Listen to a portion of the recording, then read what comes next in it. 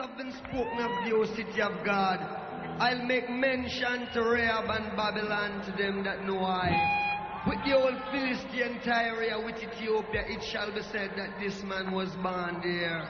And the highest himself shall establish the earth. Jah Rastafari. His fiery chant honored the holiness of Emperor Haile Selassie of Ethiopia. Bob Marley, the third world's first international superstar, spread the music of reggae throughout the world, and with it, the revelations of his mystical Rastafarian faith.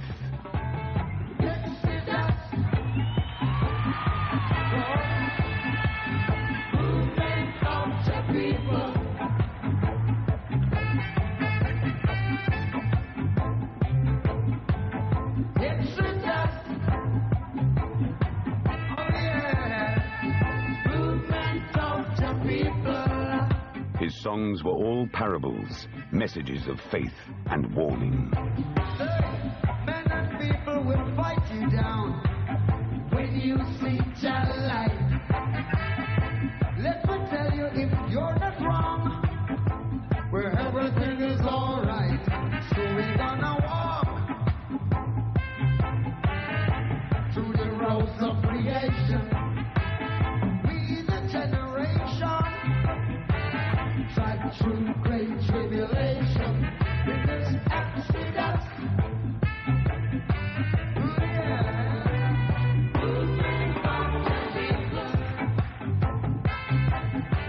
Bob's cry of exodus was a siren anthem to all the worlds down-pressed to leave the wickedness of Babylon and make the march back to the Holy Land of Ethiopia.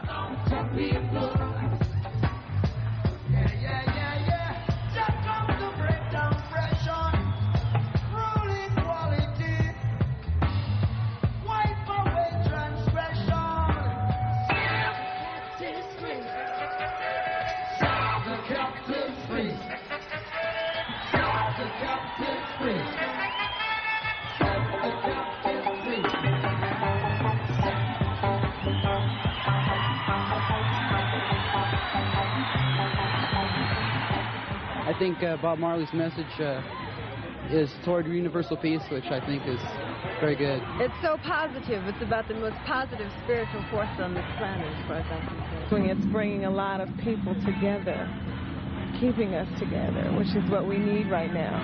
As Bob finished off a blistering set, he carried a secret he chose not to share with the world. Bob Marley had cancer. The fiery tough gong, who as a kid conquered the slums of West Kingston and led the Wailers to worldwide glory, was now almost 35. Said to be gifted at prophecy since childhood, Bob predicted he would die at 36. Now listen to Bob's prophecies and messages, recorded in America in 1979 and stored in a vault until now. Question, Mr. Marley. In November 1930, almost 49 years ago to the day, Rastafari was crowned King of Kings, Lord of Lords, the conquering lion of the tribe of Judah. Haile Selassie, King of Ethiopia. In 1955, 25 years later, the Emperor set aside 500 acres of land for black peoples of the West who wished to return to the motherland. Now my question is, what importance should these facts have for black people of the world? What important facts are these things have black people in the world? First fact is that them are planning in Africa, right? Next fact is that Christ. No, the whole thing is when Christ then will return as the King of Kings, the Lord of Lords, the conquering Lion of Judah. And I see His Majesty as the Christ of the Bible talks about. Bob always performed with the banner of the Emperor behind him. Before Selassie was crowned Emperor, he was called Ras, or Prince, Tafari, hence the name of the Rastafarian faith. The Rastafari movement started at the same time when you see His Majesty crowned King of Kings, the name Rastafari. Yes. And then the Bible revealed the whole thing, it together. Yes. We are the children of the I am one. So, Africa, unite.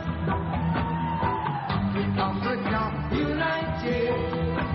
Unite for the benefit of our people. 'Cause we're we're moving right out of Babylon, and we're moving to our Father's land. The father's land was Ethiopia, ruled by Selassie in an unbroken line of kings that stretched back 3,000 years to the time of Solomon and Sheba.